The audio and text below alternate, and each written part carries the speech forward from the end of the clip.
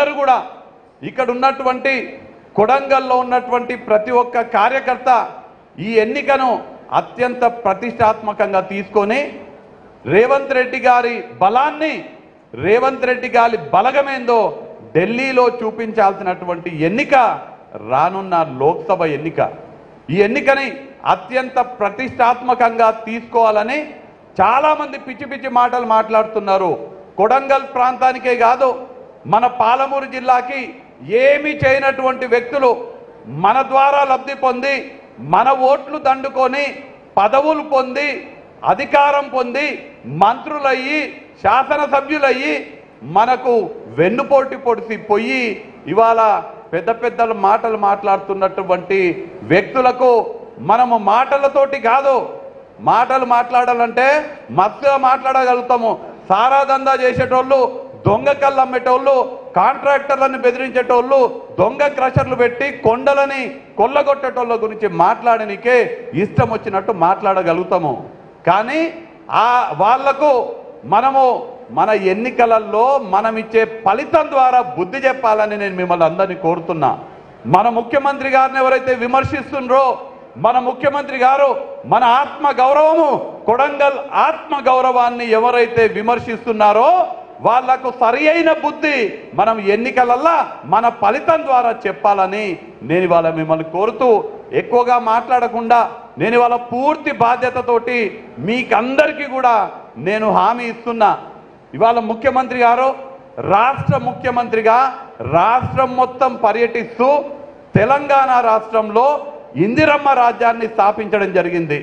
తెలంగాణ రాష్ట్రంలో సుపరిపాలన కొనసాగుతుంది. తెలంగాణ రాష్ట్రంలో ప్రజాపాలన కొనసాగుతుంది. ముఖ్యమంత్రి గారు పూర్తిగా తెలంగాణ రాష్ట్రాన్ని అభివృద్ధి పరచడానికి ఇక్కడ ఈ కొడంగల్ నియోజకవర్గ బాధ్యతలు పూర్తిగా తిరుపతి రెడ్డి గారు భుజస్కంధాల పైన మోస్తున్నారు. కాబట్టి వారు రాష్ట్రంలో మొత్తం వారి సమయాన్ని, వారి శక్తిని రాష్ట్ర అభివృద్ధి కోసం ఇవ్వగలుగుతున్నాడు.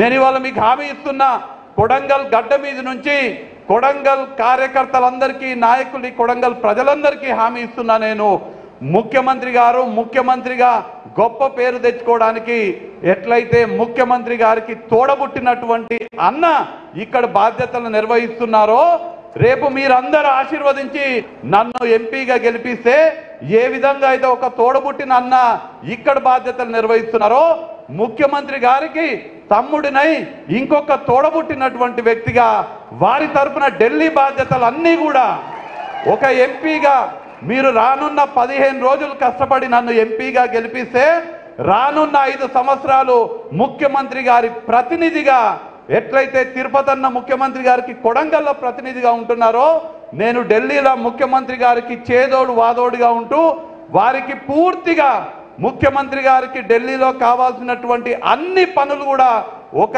ఎంపీగా ముఖ్యమంత్రి గారి ప్రతినిధిగా చేసే బాధ్యత నాది.